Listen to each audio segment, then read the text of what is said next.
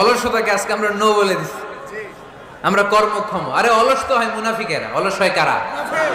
وَإِذَا قَامُوا إِلَى الصَّلَاةِ قَامُوا كُسَالَى يُرَاءُونَ النَّاسَ وَلَا يَذْكُرُونَ اللَّهَ إِلَّا قَلِيلًا। সুবহানাল্লাহ পড়েন।